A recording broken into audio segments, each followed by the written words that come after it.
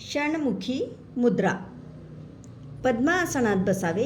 दोन्ही हात चेहऱ्याच्या पातळीपर्यंत उंच करावे. दंडाच्या पातळीला हाताचा मधला भाग समांतर असावा.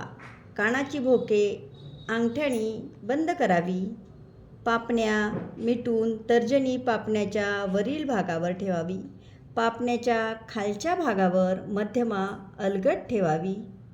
अशामुळे डोळ्यातील बुबुळे तर्जनी आणि मध्यमा या दोन बोटांमध्ये स्थिर होते.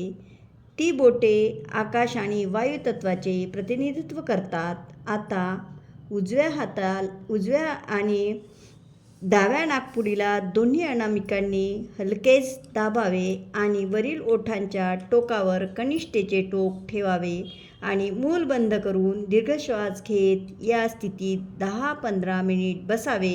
या अवस्थेत असताना व्यक्तीला एक हलका पण स्पष्ट असा आवाज अंतरातून ऐकू येईल. हाच ओंकार नाद. एकाग्रतेने हा नाद ऐकावा आणि त्याचा आनंद घ्यावा. मग श्वास पूरक करावा आणि ओमचे उच्चारण करावे.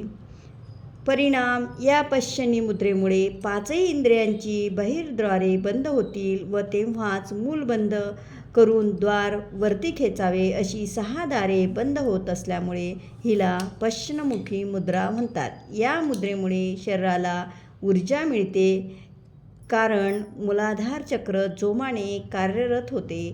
ती ऊर्जा इतर सर्व चक्रांकडे पाठवली जाते. ऊर्जेच्या या उच्चस्थानी जाण्याच्या क्रियेमुळे मेंदू अतिशय कार्यक्षम आणि सतर्क होतो. शरीरातील पंचतत्वे 5 इंद्रियाशी जोडले जातात.